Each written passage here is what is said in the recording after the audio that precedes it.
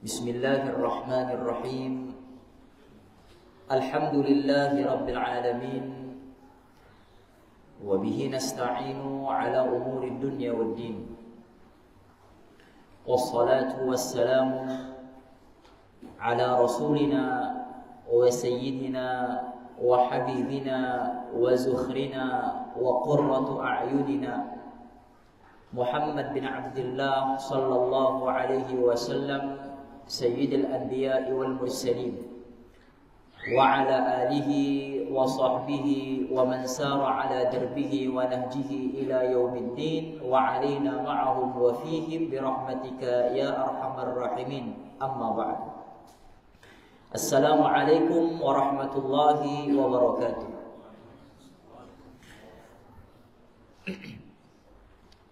Kita panjatkan syukur kehadirat Allah Subhanahu wa taala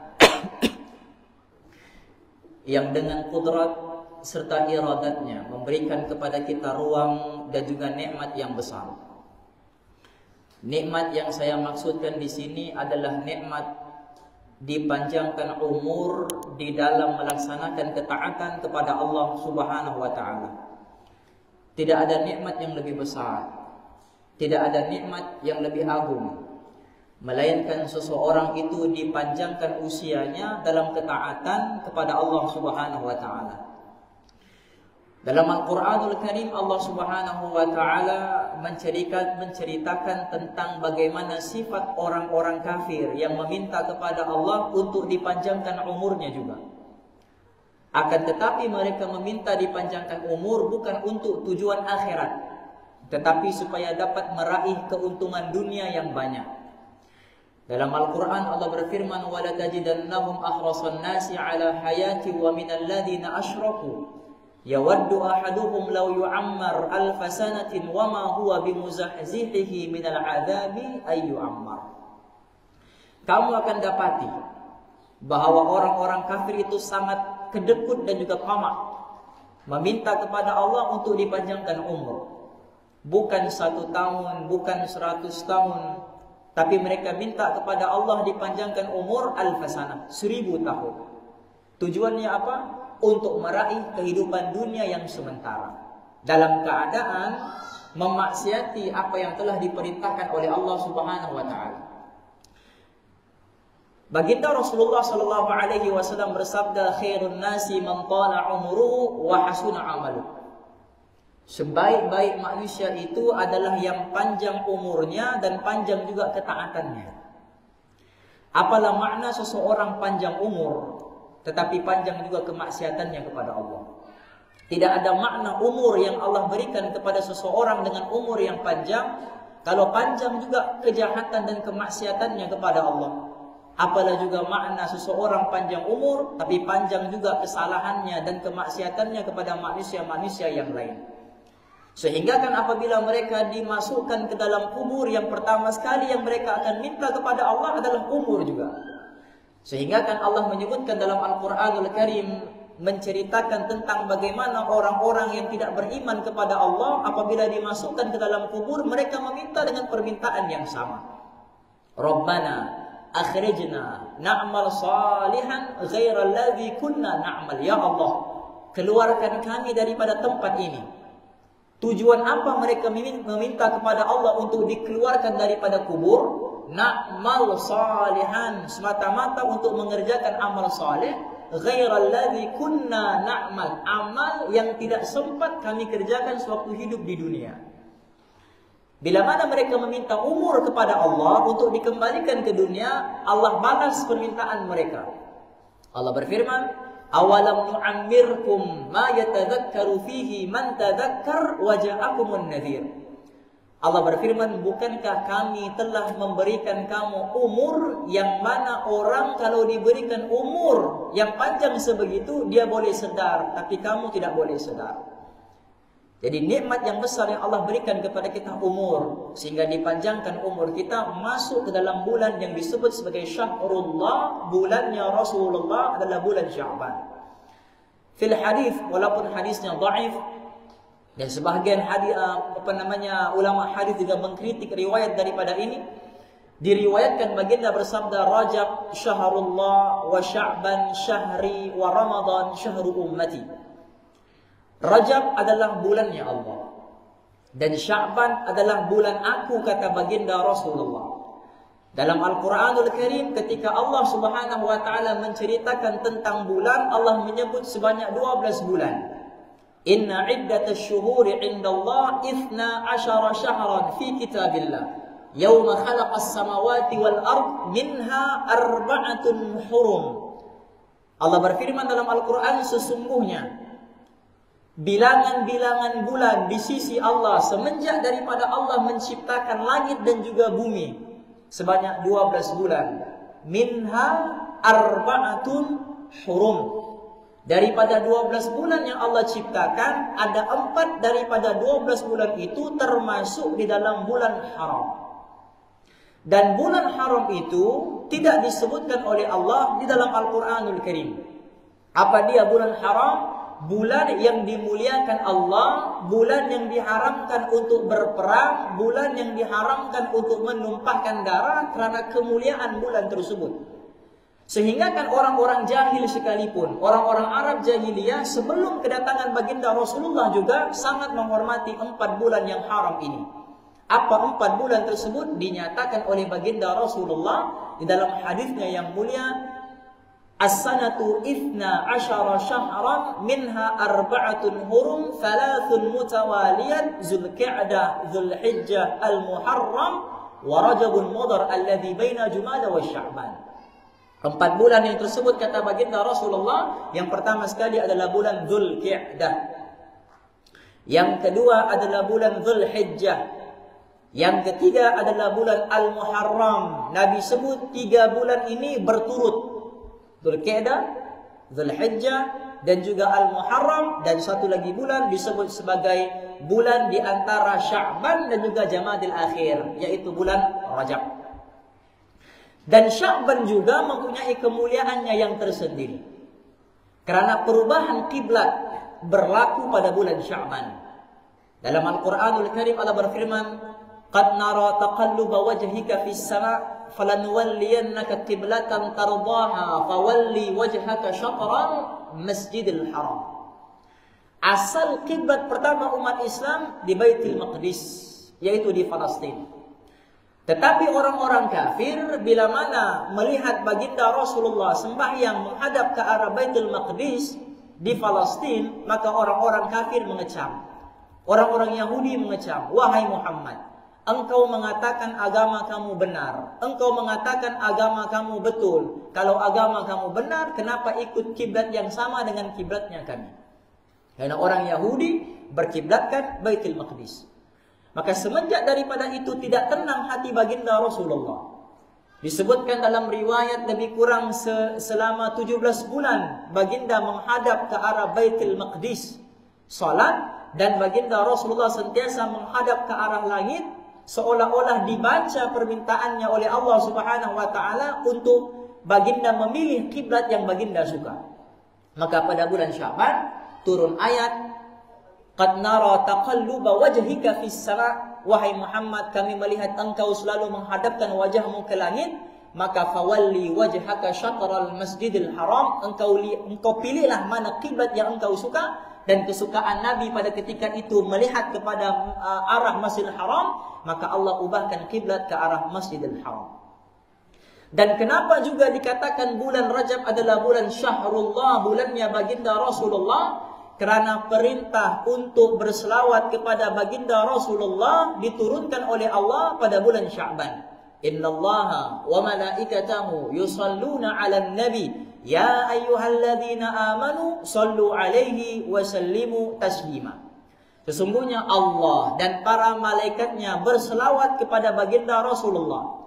Ya ayyuhalladzina amanu, kamu juga wahai orang-orang yang merasakan diri kamu beriman kepada Allah, sallu 'alaihi, buktikan keimanan kamu dengan berselawat juga kepada baginda Rasulullah.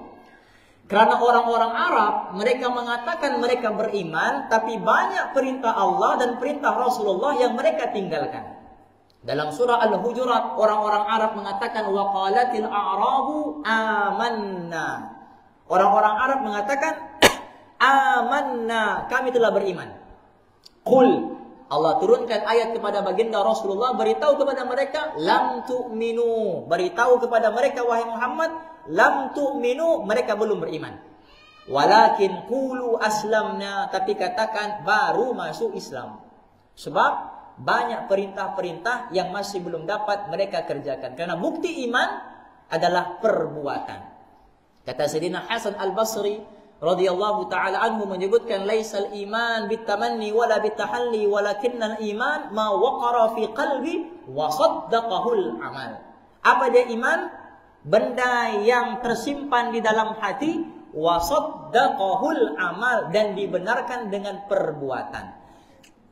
Tidak dinamakan seseorang beriman kalau hanya mengaku beriman tapi tidak melaksanakan tuntutan daripada perintahnya Allah dan juga perintahnya Rasulullah. Maka di dalam bulan Rajab, dalam bulan Sya'ban, bulan Dzulqa'dah, Al-Muharram, Dzulhijjah mempunyai kemuliaan mereka sendiri. Tetapi satu-satunya bulan yang disebutkan oleh Allah namanya dalam Al-Quranul Karim, walaupun bulan Rajab mulia, walaupun bulan Muharram itu mulia, walaupun bulan Dzulqa'dah itu mulia, walaupun bulan Dzulhijjah itu mulia, sehingga disebut sebagai minha arba'atun hurum, 4 bulan yang dimuliakan oleh Allah, tetapi tidak juga disebutkan nama bulannya itu dalam Al-Quranul Karim. Satu-satunya nama bulan yang Allah sebutkan dalam Al-Quranul Karim tidak lain dan juga tidak bukan bulan yang bakal kita masuki tidak lama lagi, yaitu bulan Ramadan Al-Mubarak. Tidak ada bulan yang lain yang disebutkan namanya jelas dalam Al-Quran melainkan bulan Ramadan. Dan tidaklah Allah menyebutkan nama bulan itu secara khusus dalam Al-Quran, melainkan bulan itu mempunyai kelebihan dan juga keistimewaan yang khusus dibandingkan dengan bulan-bulan yang lain. Dalam Al-Quranul Karim Allah berfirman, Syahrul Ramadan, bulan Ramadan itu, unzila fihil Qur'anu hudal linnas, diturunkan Al-Quranul Karim. Apa sahaja perkara yang berkaitan dengan Al-Quranul Karim itu pasti dan pasti akan dimuliakan oleh Allah Subhanahu wa ta'ala. Al-Quran diturunkan, diberikan kepada malaikat Jibril untuk disampaikan kepada baginda Rasulullah. Maka Allah angkat kedudukan malaikat Jibril sebagai penghulu kepada sekalian para malaikat, menjadi ketua bagi para malaikat berkat daripada perantaraan Al-Quranul Karim. Diturunkan Al-Quran kepada junjungan besar kita baginda Rasulullah sallallahu alaihi wasallam. Berkat daripada Al-Quranul Karim Allah angkat baginda Rasulullah menjadi Sayyidul Anbiya'i wal Mursalin, penghulu kepada para nabi, penghulu juga kepada para rasul, berkat daripada kemuliaan Al-Quran. Al-Quran diturunkan pada bulan Ramadan. Asbab daripada Al-Quran diturunkan pada bulan Ramadan, Allah angkat kedudukan Ramadan. Khairum min alfi syahrin, lebih baik daripada 1000 bulan, mengatasi bulan-bulan yang lain. Walaupun bulan-bulan yang lain mempunyai kemuliaan dan keistimewaannya yang tersendiri. Diturunkan pula Al-Quran pada malam yang disebut sebagai Lailatul Qadar. Inna anzalnahu fi Lailatul Qadar. Kami turunkan Al-Quran pada malam Lailatul Qadar. Allah angkat malam itu menjadi malam yang lebih baik daripada 1000 bulan. Jadi apa sahaja perkara yang berkaitan dengan Al-Quran, malaikat ada kaitan dengan Al-Quran, dimuliakan oleh Allah. Baginda Rasulullah ada kaitan dengan Al-Quran, diangkat menjadi ketua para nabi dan juga rasul. Ramadan ada kaitan dengan Al-Quran, juga dimuliakan oleh Allah. Lailatul Qadar, malam diturunkan Al-Quran, juga ada kaitan dengan Al-Quran, maka diberikan kemuliaan juga asbab daripada Al-Quran. Maka bagaimana orang yang menyimpan dalam hatinya Al-Quranul Karim, itu pasti juga akan diangkat kedudukannya oleh Allah berkat daripada Al-Quranul Karim. Baginda Rasulullah sallallahu alaihi wasallam bersabda, "Asyrafu ummati," makhluk umatku yang paling mulia, yang paling hebat, yang paling agung, hamalatul Quran, orang yang membawa Al-Quran di dalam dirinya. Dengan makna mentaati segala perintah Allah dan juga meninggalkan larangan Allah yang Allah telah sebutkan di dalam Al-Quran. Dan Al-Quran dan juga Ramadan itu dua benda yang tidak dapat dipisahkan. Baginda Rasulullah Shallallahu Alaihi Wasallam menyebutkan dalam hadis, Al-Quran, As-Sawmu wal Quran. Dua benda ini kata baginda Rasulullah Shallallahu Alaihi Wasallam, yashfa'ani, akan memberi syafaat di hari akhirat untuk seorang hamba. Dua benda. Puasa akan memberi syafaat. Bahkan Al-Quran juga akan memberi syafaat. Bulan puasa, Ramadan, amalan yang sangat mendekatkan diri manusia kepada Allah Subhanahu wa Ta'ala, sehingga disebut sebagai madrasah pengampunan dosa. Bahkan di dalam hadis disebutkan, inna awwala laitin min layali Ramadan. Sesungguhnya malam daripada malam pertama Ramadan. Malam daripada malam-malam pertamanya Ramadan. Yaqulullahu azza wa jal, Allah Subhanahu wa Ta'ala berfirman, bila masuk sahaja awal-awal Ramadan, perkara ini tidak berlaku pada pertengahan Ramadan, tidak berlaku juga pada akhir Ramadan, tapi seruan ini berlaku pada awal Ramadan. Inna awwala lailatin min layali Ramadan. Sesungguhnya awal daripada awal-awal Ramadan, mana yang minggu-minggu pertama, malam-malam pertama Ramadan, fayaqulullahu azza wa jal, Allah Subhanahu wa Ta'ala isytiharkan kepada seluruh penduduk langit dan juga bumi. Apa yang Allah isytiharkan? Man dzalladzi yuhibbuna fanuhibbuhu wa man dzalladzi yastaghfiruna fanaghfir lahu bihurmati Ramadan. Allah berfirman, barang siapa di antara kamu yang ingin mencintai aku, sebelum dia cinta kepada aku terlebih dahulu berikan cintaku kepada dirinya. Di awal-awal Ramadan, orang yang sudah mendapatkan cinta daripada Allah, sudah mendapat segala-galanya daripada Allah. Tidak ada benda yang lebih agung melainkan seseorang mendapat cinta dan kasih daripada Allah Subhanahu wa Ta'ala. Jadi bila mana masuk sahaja awal daripada awal Ramadan, seruan Allah yang pertama, man dzalladzi yuhibbuna. Siapa di antara hambaku yang mau mencintai kami? Sebelum dia cinta kami terlebih dahulu cinta kepada dirinya. Wa man dzalladzi yastaghfiruna fanaghfir lahu. Dan siapa di antara hambaku yang mau meminta ampunan daripada aku, sebelum dia minta ampun, aku terlebih dahulu ampunkan dia punya dosa. Bihurmati Ramadan, berkat kemuliaan daripada Ramadan al-Mubarak. Mana ada bulan yang Allah khususkan awalnya Allah isytiharkan untuk beri pengampunan sebelum dia minta ampun, melainkan bulan Ramadan. Fayamurullahu ta'ala al-kiram al-katibin bi ayyaktubu lahumul hasanat wa la yaktubu alaihimus sayyi'at wa yamhullahu ta'ala dhunubahum al-madiyah. Bahkan disebut lagi dalam hadis, Allah pada ketika itu akan memerintahkan dua malaikat, yaitu malaikat Raqib dan juga malaikat Atid. Malaikat pencatat pahala dan juga malaikat pencatat dosa. Allah panggil kedua-duanya untuk sujud di hadapan Allah, berlutut di hadapan Allah. Dan Allah akan katakan kepada malaikat ini, bi ayyamuru lahumul hasanat, bi ayyaktubu lahumul hasanat. Allah akan kata, wahai malaikat hamba-hambaku yang berpuasa, apa sahaja perkara yang mereka lakukan, bi ayyaktubu lahumul hasanat, catatkan kepada mereka itu kebaikan, sehingga kan nafas yang keluar masuk daripada hidung dan juga mulut mereka, sekali tarik nafas berikan satu pahala, sekali hembusan nafas berikan juga satu pahala. Di bulan lain nafas manusia tidak dihitung sebagai pahala, tapi di bulan Ramadan nafas dihitung sebagai pahala. Azan dulu kah atau gimana? Terus.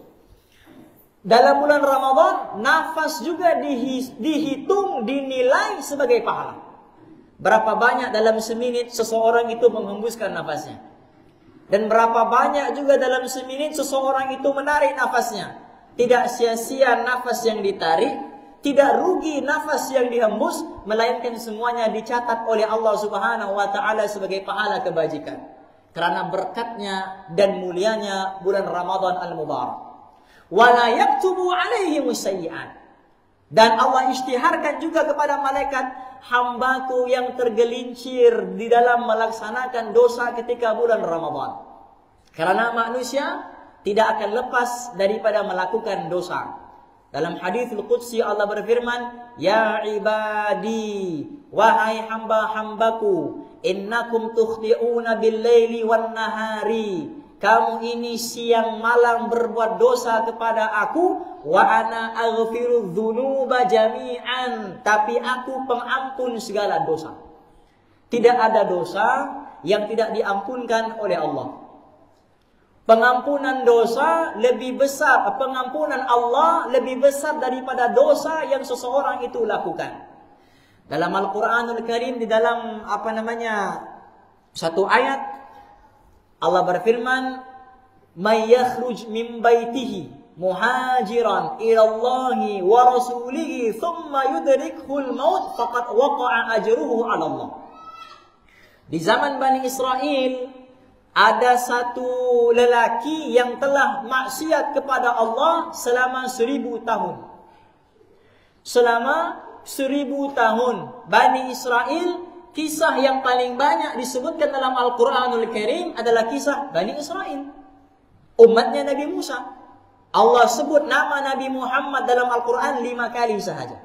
4 kali dengan panggilan Muhammad, 1 kali dengan panggilan Ahmad.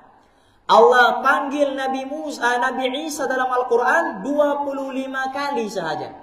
Tapi Allah panggil namanya Nabi Musa banyak. Karena kisah yang paling banyak dalam Al-Quran adalah kisah Bani Israel.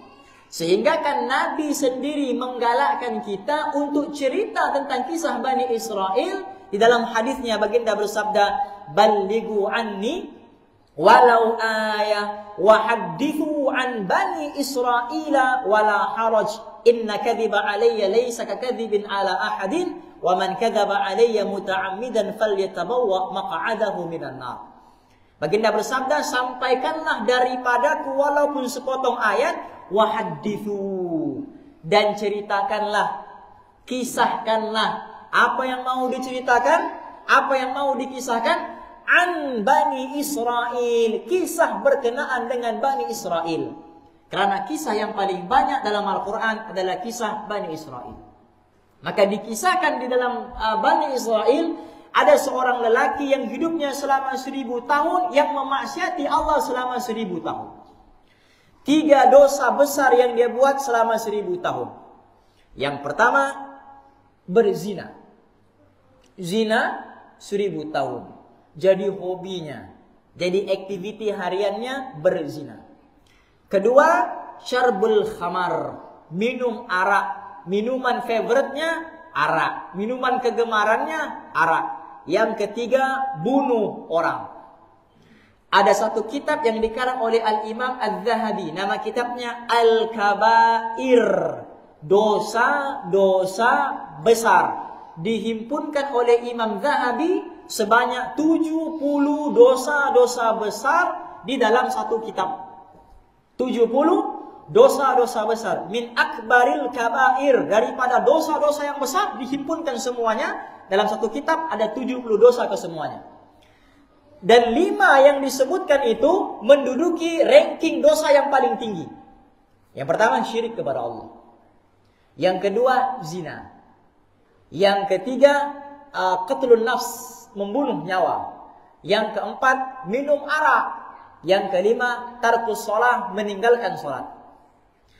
Dosa yang orang Bani Israel itu buat, itu duduk ranking yang paling tinggi. Bunuh orang, minum arak, berzina. Tapi akhirnya Allah memberikan hidayah kepada sesiapa sahaja yang Allah suka. Bukan kepada orang yang kita cinta, bukan kepada orang yang kita mau, tapi kepada siapa sahaja yang Allah kehendaki. Hatta pakcik baginda Rasulullah, Abu Talib juga tidak mendapat hidayah daripada Allah. Ketika mana baginda mengucapkan kepada Abu Talib untuk mengucapkan La ilaha illallah, ditolak oleh Abu Talib. Maka ketika wafatnya Abu Talib, baginda mengatakan, wahai pakcikku, wahai pamanku, nanti di hari akhirat aku sendiri yang akan minta syafaat daripada Allah, aku sendiri yang akan minta syafaat supaya Allah ampunkan kau punya dosa. Turun ayat Al-Quranul Karim. Allah berfirman dalam Al-Quranul Karim, wahai Muhammad, engkau tidak boleh memberi hidayat kepada orang yang engkau cinta.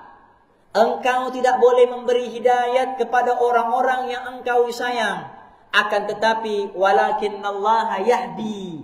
Akan tetapi Allah Subhanahu wa taala beri hidayah kepada orang-orang yang Dia sayang. Yang bunuh Sayyidina Hamzah bin Abdul Muttalib, Wahsy, diberi hidayah oleh Allah.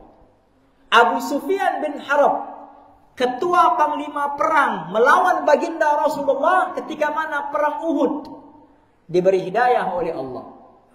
Ramai daripada golongan-golongan awal yang menentang baginda Rasulullah diberi hidayat oleh Allah. Sayyidina Umar Al-Khattab radhiyallahu taala anhu wa arda, dalam perjalanan mau bunuh baginda Rasulullah, awal-awalnya dalam perjalanan menuju untuk bunuh Rasulullah, sekarang kuburnya di samping baginda Rasulullah. Karena Allah beri hidayah kepada orang-orang yang Dia kehendaki. Maka orang yang buat dosa selama 1000 tahun ini dicampakkan hidayah di dalam dirinya. Siapa sahaja hambanya Allah pasti diberi hidayah oleh Allah. Ya ibadi, dalam hadis qudsi Allah berfirman, wahai hambaku, kullukum dhallun illa man hadaituhu fastahduni ahdikum. Wahai hamba-hambaku, kamu semua ini kata Allah sesat, berada di dalam kesesatan. Illa man hadaituhu, kecuali orang yang aku beri hidayah kepada dirinya. Fastahduni, mintalah hidayah daripada aku. Ahdikum, aku berikan kamu hidayah. Sebab itu kita diwajibkan minta hidayah daripada Allah 17 kali sehari, minta hidayah. Ihdinas siratal mustaqim. Tidak cukup di dalam surah Al-Fatihah minta hidayah daripada Allah, duduk di antara dua sujud pun minta hidayah lagi daripada Allah. Rabbi ghfirli warhamni wajburni warfa'ni warzuqni wahdini, minta juga hidayah daripada Allah.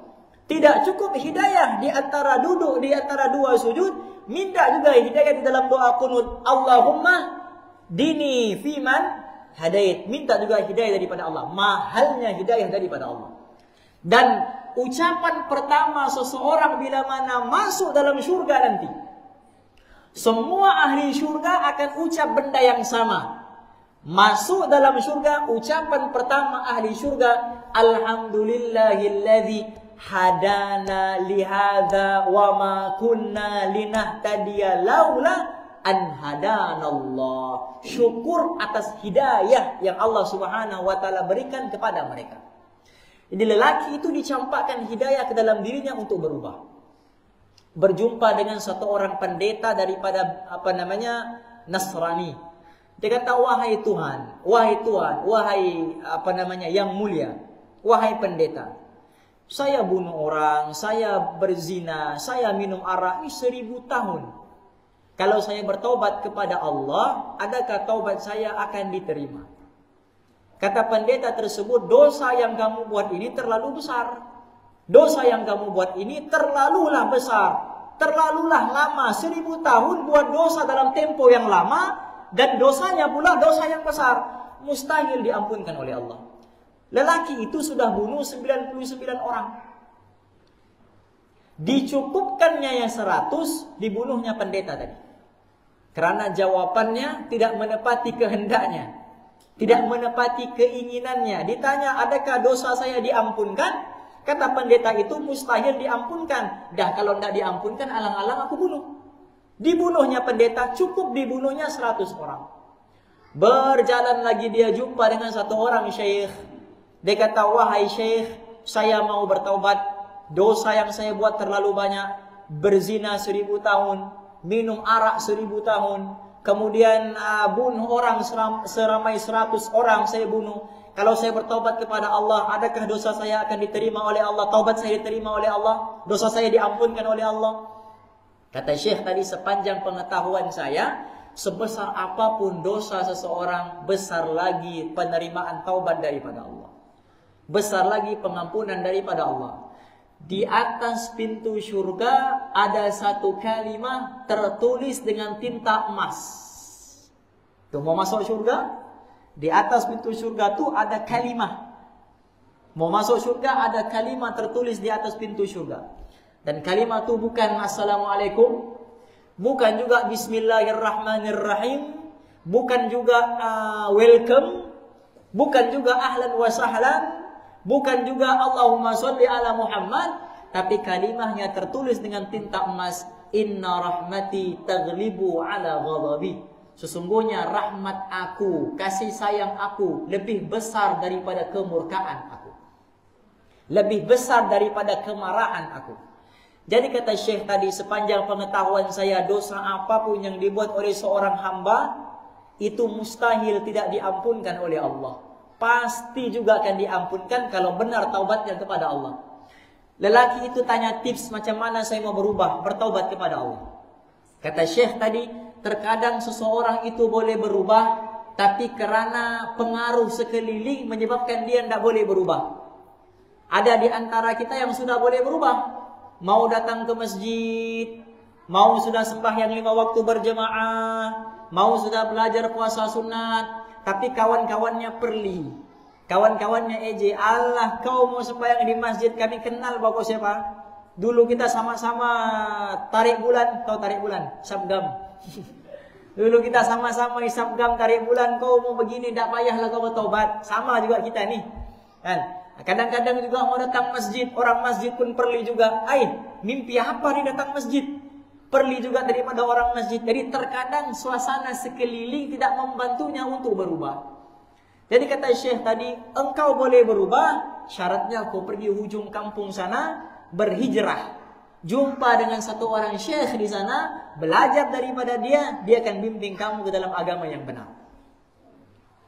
Maka lelaki itu pun pergi pulang ke rumah, siapkan bekalan, siapkan makanan, siapkan pakaian, berhijrah. Setiap langkahnya dia bertaubat kepada Allah. Setiap langkahnya dia beristighfar kepada Allah. Tidak terangkat kakinya melainkan istighfar, tidak turun kakinya melainkan taubat kepada Allah. Akhirnya dalam perjalanan Allah hantar malaikat Israel mencabut dia punya nyawa. Belum sampai ke tempat tujuan, Israel telah mencabut dia punya nyawa. Turun 2 malaikat. Malaikat rahmat, malaikat azab. Malaikat rahmat mengatakan, rohnya ini saya punya, mau dibawa ke dalam surganya Allah, karena dia beristighfar kepada Allah, taubat kepada Allah. Kata malaikat azab, roh ini saya punya, dia baru mau bertaubat, belum sampai pun dia punya tujuan, maka rohnya ini milik saya untuk saya bawa ke dalam nerakanya Allah. Bergaduh 2 malaikat di bawah. Bukan manusia sahaja yang bergaduh, malaikat juga bergaduh. Satu mau bawa roh pergi surga, satu mau bawa roh pergi neraka. Allah hantar Jibril alaihi wa ala nabiyina afdhalus salatu wassalam. Tugas Jibril bukan hanya menyampaikan wahyu, banyak lagi tugas-tugas sampingan yang dilakukan, yang diberikan oleh Allah kepada malaikat Jibril alaihi salatu wassalam. Bukan hanya sekadar menyampaikan wahyu. Maka Allah hantar malaikat Jibril untuk selesaikan masalah yang berlaku 2 malaikat di bawah, malaikat rahmat dan juga malaikat azab. Apa solusinya? Diukur jaraknya daripada tempat yang dia tinggalkan rumahnya menuju tempat yang bakal dia pergi, tempat hijrahnya, diukur. Kalau jarak perjalanannya tempat dia mati lebih dekat dengan tempat yang dia mau pergi, rohnya milik malaikat rahmat, masuk surga. Tapi kalau tempat kematiannya lebih dekat dengan rumah yang baru dia tinggalkan, maka rohnya milik malaikat azab, dibawa ke dalam neraka. Diukur, dinilai jaraknya lebih sejengkal sahaja. Lebih sejengkal sahaja ke tempat yang dia mau pergi. Maknanya kalau diukur, lebih sejengkal sahaja ke tempat yang dia mau pergi. Dalam Al-Quranul Karim Allah berfirman, "Wa man yakhruj min baitihi muhajiran ila Allah wa rasulihi thumma yudrikuhul maut faqad waqa'a ajruhu 'ala Allah." Apa yang Allah berikan kepada dia? 3 benda. 3 benda. Ini orang yang zina 1000 tahun, ini orang yang minum arak 1000 tahun, orang yang bunuh orang 100 orang. Taubatnya kepada Allah belum sampai pun ke destinasi tujuan hijrahnya, kerana istighfarnya kepada Allah, taubatnya kepada Allah, Allah beri 3 benda. Yang pertama, taubatnya diterima oleh Allah. Taubatnya diterima oleh Allah. Yang kedua, seluruh dosa-dosanya diampunkan oleh Allah.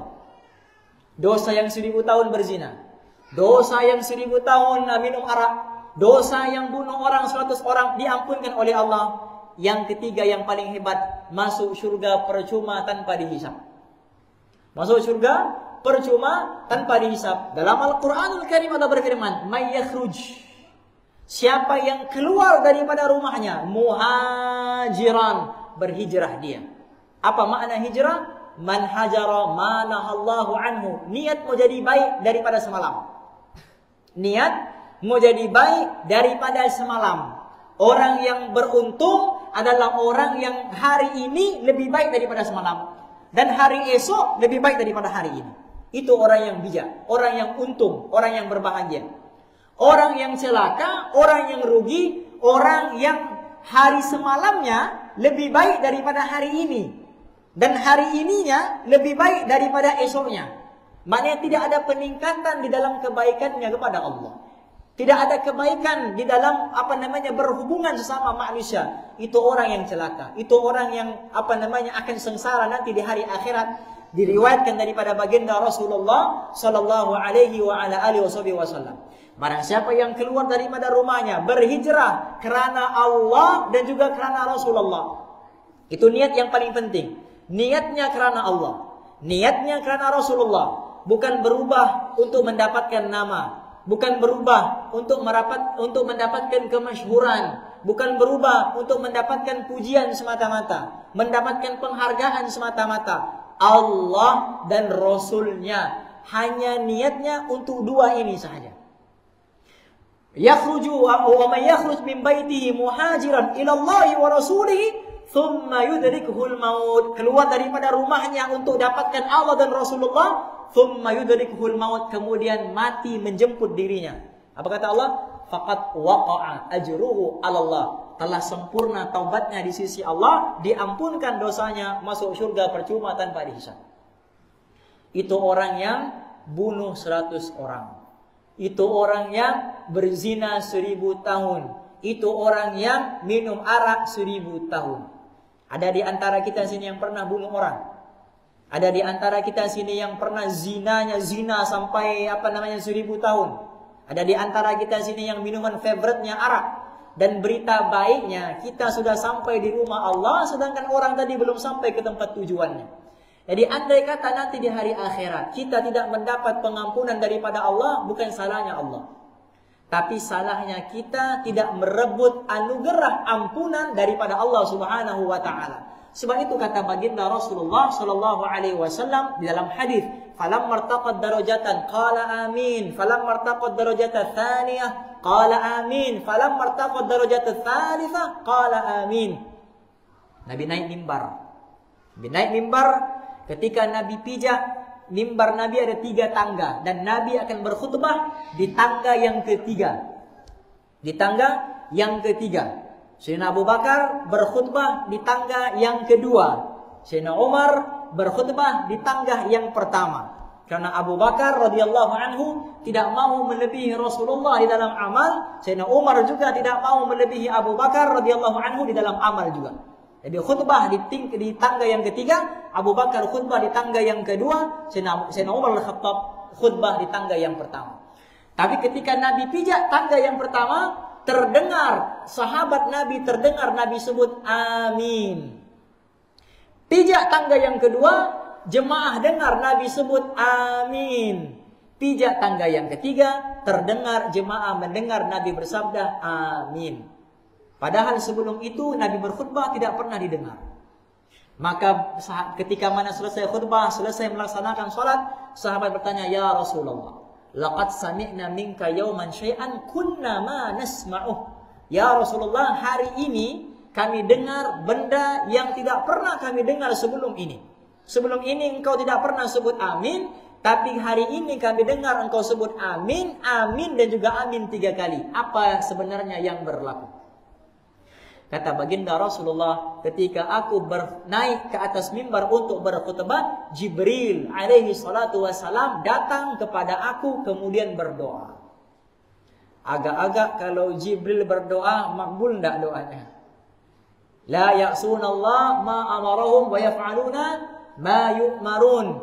Yang tidak pernah memaksiati Allah, yang sentiasa taat kepada Allah, yang tidak pernah langgar perintah Allah, itu kalau berdoa mustahil ditolak oleh Allah. Hatta jangan kata Jibril alaihi salatu wassalam, iblis doa kepada Allah pun dimakbulkan oleh Allah. Iblis ketika dikeluarkan daripada surga, qul nahbitu minha jami'a fa imma ya'tiyannakum minni huda faman tabi'a hudaya fala khaufun 'alaihim wa lahum yahzanun. Ketika Allah keluarkan daripada surga, apa permintaan iblis? Apa permintaan iblis? Dikata, wahai Allah, jadikan aku tergolong dalam golongan orang-orang yang ditangguhkan. Maknanya yang ditangguhkan kematiannya. Ya Allah, panjangkan umurku sampai hari kiamat. Iblis dikeluarkan oleh Allah daripada surga. Minta apa? Minta supaya dipanjangkan umur sampai kiamat. Apa tujuannya? Sesatkan anak-anak Adam. Bagus tak tujuannya? Tidak bagus. Yang minta pula iblis, yang langgar perintah Allah. Makhluk yang melanggar perintah Allah, yang terkutuk, yang namanya iblis, minta kepada Allah permintaan yang buruk, menyesatkan umat manusia, menyesatkan anak Adam. Allah kata apa? Engkau tergolong innaka minal mundharin. Engkau tergolong dalam golongan orang-orang yang ditangguhkan hayatnya sampai hari kiamat. Ila yaumi yub'atsun, sampai hari yang ditetapkan. Doanya untuk panjang umur, sesatkan manusia, itu pun dimakbulkan oleh Allah. Apatah lagi doanya malaikat. Sebab itu Quran menyebutkan ujibu da'watad da'i idza da'an. Aku makbulkan doa hambaku kalau dia berdoa. Jadi kalau ikut kaidah ayat Al-Quran ini, tidak ada doa yang tidak dimakbulkan.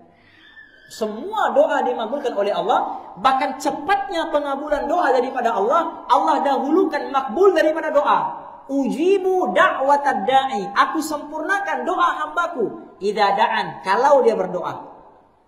Kenapa Allah tidak sebut kalau hambaku berdoa, aku makbulkan? Ya kan? Kalau hambaku berdoa, aku makbulkan. Maknanya kena berdoa dulu, baru dimakbulkan. Tapi tidak, Allah terbalikkan ayatnya. Aku makbulkan doa hambaku kalau dia berdoa. Dikedepankan makbul daripada doa, mau bagi tahu cepatnya pengabulan doa daripada Allah.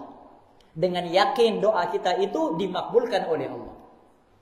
Maka baginda Rasulullah SAW mengatakan Jibril alaihissalam datang kepada aku dan berdoa. Doa Jibril mustahil ditolak oleh Allah. Jibril berdoa, yang mengaminkan siapa? Baginda Rasulullah. Bagaimana mungkin Allah boleh menolak doa yang diucapkan oleh Jibril dan diaminkan pula oleh baginda Rasulullah? Wala sawfa yu'tika wa rabbuka fatarda. Wahai Muhammad, semua yang kau suka, semua kami kabulkan. Semua yang engkau aminkan, semua kami kabulkan. Apa kata Nabi? Ketika aku pijak pijakan yang pertama, Jibril datang kepada aku dan berdoa. Apa kata Jibril? Man adraka Ramadhana falam yughfar lahu. Ba'uda. Man adraka Ramadhana falam yughfar lahu. Wahai Muhammad, celakalah, rugilah orang yang telah berlalu bulan Ramadan tapi dosa-dosanya masih belum diampunkan oleh Allah. Sebab bulan Ramadan, bulan pengampunan dosa. Nafasnya pun dikira sebagai pahala. Terjebak dalam maksiat dalam bulan Ramadan pun tidak dihitung dosanya oleh Allah. Tapi bila mana berlalu bulan Ramadan, tabiatnya masih belum berubah.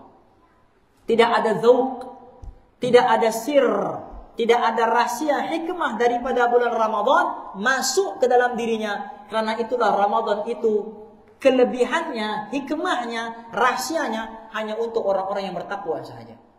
Di hujung ayat ketika Allah turunkan ayat Al-Quran, Ya ayyuhalladzina amanu kutiba alaikumussyam kama kutiba alal ladzina min qablikum la'allakum tattaqun. Wahai orang-orang yang beriman, difardukan kepada kamu berpuasa seperti mana umat terdahulu berpuasa. Umat terdahulu berpuasa juga. Bukan umat Muhammad saja, umat terdahulu pun puasa juga. Dan la'allakum tattaqun, moga-moga dengan puasa, la'alla Dalam bahasa Arab bila sebut perkataan la'alla maknanya lafaz taraji, lafaz pengharapan, moga-moga, mudah-mudahan kamu jadi orang yang bertakwa. Maknanya tidak semua orang yang berpuasa akan mendapat takwa di sisi Allah. Dan surga merindukan 4 golongan. Surga merindukan 4 golongan. Al-jannatu mushtaqatun ila arba'ati nafarin. Surga merindukan 4 golongan. Kalau mau dirindukan oleh surga, jadilah 4 golongan ini. Yang pertama, talil Quran. Orang yang banyak menghabiskan masanya untuk membaca Al-Quranul Karim. Tali Al-Quran. Banyakkan baca Al-Quran. Imam Syafi'i menghatamkan Al-Quran 1 hari 1 kali. Sehari sekali. Yakhtamul Quran fi kulli yawm marrah. Wa fi Ramadhan 60 marrah. Wa kullu dhalika fi salatihi. Disebutkan dalam kitab I'anatul Talibin. Imam Syafi'i menghatamkan Al-Quran sehari sekali. Dan pada bulan Ramadan, Imam Syafi'i menghatamkan Al-Quran 60 kali. Maknanya 1 hari 2 kali. Wa kullu dzalika, dan semuanya khatam Al-Quran Imam Syafi'i itu fi sholatihi, di dalam sembahyangnya sahaja. Maknanya dia sembahyang, khatam Al-Quran di dalam sembahyangnya. Macam Sayyidina Utsman radhiyallahu anhu. Sayyidina Utsman sembahyang tahajudnya dalam riwayat sembahyang tahajud Sayyidina Utsman tidak banyak. Banyak lagi tuan-tuan. Sayyidina Utsman sembahyang tahajudnya 2 rakaat saja. 2 rakaat saja. Kita lebih banyak lagi kita. 4 rakaat. Ya kan 8 rakaat, 10 rakaat, 12 rakaat. Sayyidina Utsman 2 rakaat saja. Tapi 2 rakaatnya berbaloi. Rakaat pertama 15 juzuk, rakaat kedua 15 juzuk. 2 rakaat tapi khatam 30 juzuk Al-Quranul Karim dalam 1 sembahyang. Al-Imam Syafi'i khatam Al-Quran dalam bulan Ramadan 60 kali. 1 hari 2 kali khatam. Karena ada hubung kait Al-Quran dan juga bulan Ramadan. Karena diturunkan Al-Quran juga sememangnya pada bulan Ramadan. Talil Quran yang pertama. Yang kedua, wahafidhul lisan. Orang yang menjaga lidahnya. Menjaga lisannya. Daripada menyakiti orang lain. Daripada menfitnah orang lain. Daripada mengumpat orang lain. Dijaga lisannya, dijaga lidahnya. Disebutkan dalam hadis, man samata naja. Siapa yang banyak diam, itu orang yang akan banyak selamatnya nanti di hari akhirat. Berapa ramai yang terjerumus ke dalam neraka karena lisan, karena lidahnya.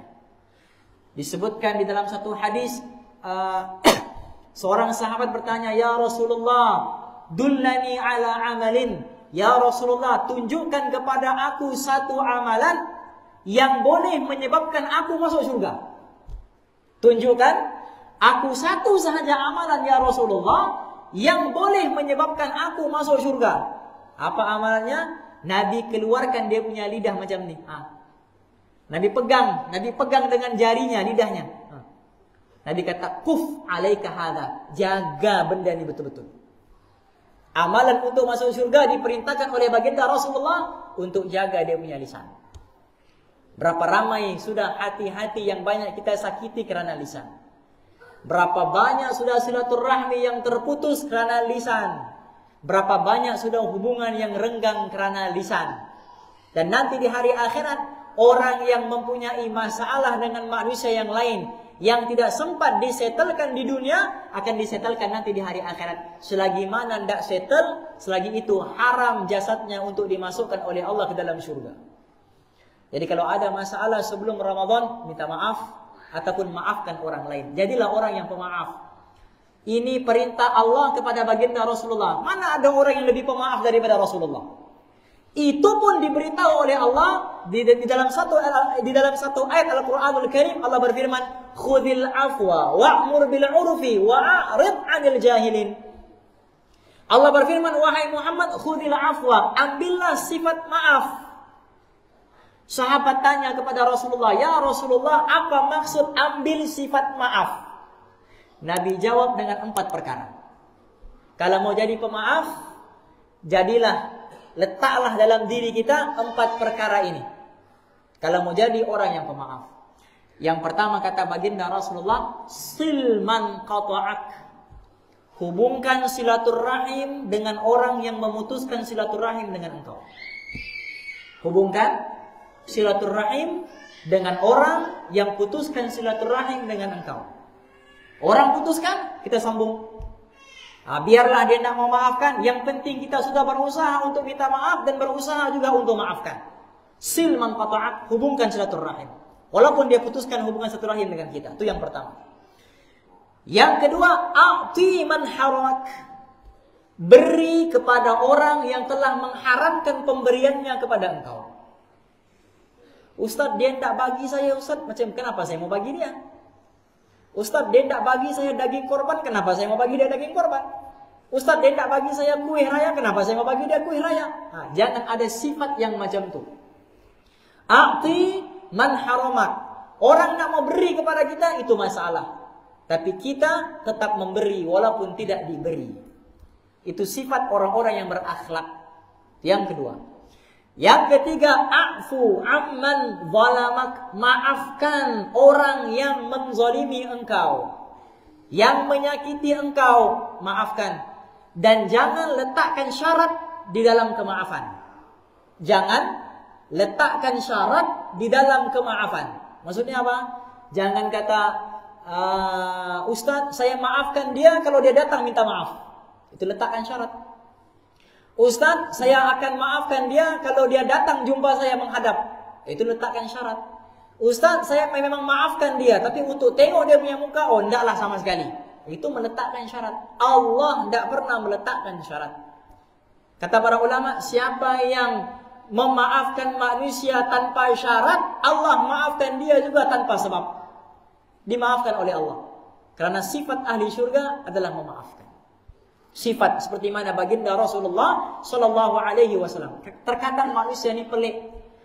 Dalam sembahyang, lepas sembahyang dia doa, Ya Allah ampuni dosa saya, Ya Allah ampuni salah saya, Ya Allah ampuni silap saya, Ya Allah ampuni khilaf saya. Keluar masjid, orang minta maaf dengan dia pula tidak mau maafkan. Tadi baru dia minta dosanya diampunkan oleh Allah, tapi orang lain minta doa, minta maaf daripada dia tidak mau maafkan. Mizan yang tidak tepat, timbangan yang tidak adil. Meletakkan maaf hanya pada dirinya, tapi tidak kepada orang lain. Yang ketiga. Yang keempat, ahsin ila man sa'a ilaik. Buat baik kepada orang yang menyakiti engkau. Buat baik kepada orang yang menyakiti engkau. Memaafkan manusia itu mungkin mudah. Tapi untuk berbuat baik kepada orang yang buat salah dengan kita, itu mungkin payah. Tapi itulah akhlaknya baginda Rasulullah. Baginda bersabda dalam hadis, "Ma min syai'in afqalu fi mizanil 'abdi yaumal qiyamati min husnil khuluq." Nabi bersabda, tidak ada satu amalan pun yang dapat memberatkan timbangan mizan nanti di hari akhirat. Mizan tidak akan menjadi berat bukan dengan sembahyang kita, bukan dengan puasa kita, bukan dengan sholat kita, bukan dengan zakat kita. Tapi mizan akan menjadi berat, kata baginda Rasulullah, tidak berat timbangan mizan min husnil khuluq, melainkan sebab akhlak yang mulia. Akhlak yang mulia menjadi penyebab timbangan seseorang itu menjadi berat di sisi Allah. Dan orang yang akhlaknya mulia, yang paling baik akhlaknya, itulah orang yang paling rapat dengan baginda Rasulullah. Aqrabakum minni yaumal qiyamati. Nabi rapatkan jari telunjuk, Nabi rapatkan jari tengah, rapatnya macam ini, dan Nabi kata aqrabakum minni yaumal qiyamah. Orang yang paling rapat dengan aku nanti di hari akhirat, rapatnya macam ini. Nabi kata apa? Yang paling terbaik akhlaknya kepada orang lain. Jadi bulan Ramadan adalah bulan untuk kita jadi orang yang pemaaf. Bulan Ramadan adalah untuk mengubah kita punya diri menjadi orang yang lebih baik daripada Ramadan sebelumnya. Kalau Ramadan ini tidak berubah, Ramadan tahun lalu juga tidak berubah, kita mau berapa Ramadan lagi? Kalau yang ini juga tidak berubah, tahun lalu juga tidak berubah, yang tahun-tahunnya pun tidak berubah, kita mau berapa Ramadan lagi untuk kita dapat takwa kita kepada Allah Subhanahu wa ta'ala. Moga-moga Ramadan tahun ini menjadi pintu kebaikan kepada kita. Dan menjadi pintu kebaikan juga kepada orang lain, karena baginda bersabda, tuba liman ja'alallahu lahu miftahan lil khairi wa mighlaqan lisyarr. Beruntung orang yang dijadikan oleh Allah kunci kepada kebaikan, pembuka kepada kebaikan, penutup kepada kejahatan. Itu orang yang baik, orang itu orang yang beruntung. Daripada dirinya tersembunyi kebaikan yang lain, daripada dirinya tertutup pula pintu-pintu kebaikan. Wa wailun, kata baginda Rasulullah, celaka liman ja'alallahu lahu miftahan lisyarri wa mighlaqan lil khairi. Rugi, celaka, kata baginda Rasulullah, orang yang dijadikan Allah kepada dirinya itu penutup kepada kebaikan, pembuka pula kepada kejahatan. Jadi kita berdoa kepada Allah, moga-moga kita dijadikan oleh Allah miftahan lil khair, mafatih, di antara kunci-kunci kebaikan kepada diri kita dan juga kepada orang lain, dan moga-moga kita dijadikan oleh Allah penutup keburukan untuk diri kita sendiri dan juga penutup kepada orang lain. Moga-moga Ramadan kali ini yang bakal datang kepada kita, yang dijanjikan oleh ahli syurga hafizul lisan, yang ketiga yang memberi makan kepada orang lain, yang keempat syurga merindukan 4 golongan tadi, yang keempat as-shaimina fi syahri Ramadan, yang berpuasa di dalam bulan Ramadan. Kalau mau dirindukan oleh syurga, jadilah 4 ini ataupun salah satu daripada 4 ini. Moga-moga seperti mana kita dihimpunkan oleh Allah dalam taman-taman syurga di dunia ini, dihimpunkan kita juga oleh Allah dalam taman syurga yang sebenar nanti di hari akhirat. Moga-moga Allah Subhanahu wa taala menerima setiap amal baik yang kita lakukan, mengampunkan setiap daripada keburukan yang kita terlanjur untuk melaksanakannya, dan moga-moga baginda Rasulullah sallallahu alaihi wasallam memberi syafaat kepada kita nanti di hari akhirat, dan moga-moga kita juga diziarahi oleh baginda Rasulullah. Orang yang beruntung adalah orang yang menziarahi baginda Rasulullah di bumi Madinah Al-Munawwarah. Dia ziarah kubur baginda Rasulullah, dia pergi bagi salam dengan baginda Rasulullah di makam baginda Rasulullah. Itu yang beruntung karena dijemput oleh baginda Rasulullah. Tidaklah seseorang itu menziarahi bumi Madinah, menziarahi baginda Rasulullah, melainkan namanya disebut dulu oleh baginda Rasulullah untuk dia datang bertamu di rumahnya Rasulullah di Madinah Al-Munawwarah. Itu orang yang beruntung, kata para ulama, menziarahi Rasulullah. Tapi orang yang lebih beruntung lagi daripada itu adalah orang yang diziarahi oleh Rasulullah, sehingga dia boleh melihat Rasulullah di dalam setiap daripada mimpi-mimpinya. Dia ziarahi, Rasulullah datang ziarahi dia di dalam mimpinya. Kata baginda Rasulullah, man ra'ani fil manami faqad ra'ani fa inna syaitan la yatamatsalu bi. Barang siapa yang melihat aku di dalam mimpinya, bermakna dia telah melihat aku yang sebenar, karena syaitan tidak mungkin menyerupai wajahnya aku. Moga-moga kita tergolong dalam golongan orang-orang yang dimuliakan oleh Allah untuk melihat wajahnya Rasulullah di dalam dunia ini dan melihat wajahnya Rasulullah juga nanti di hari akhirat. Allah Subhanahu wa taala bagi taufik kepada kita untuk sama-sama kita ambil iktibar, kita amalkan dan kita sampaikan. Nawaina at-ta'alluma wa ta'lim wa tadhakkura wa tadhkir wa nafa'a wal intifa' والإفادة والاستفادة والدعاء إلى الهدى والدعوة على الخير والحث على التمسك بكتاب الله وسنة رسوله صلى الله عليه وسلم ولا حول ولا قوة إلا بالله العلي العظيم. اللهم ارزقنا رؤية النبي المصطفى صلى الله عليه وسلم في الدنيا والآخرة وخصوصا في هذه الليلة في منامنا.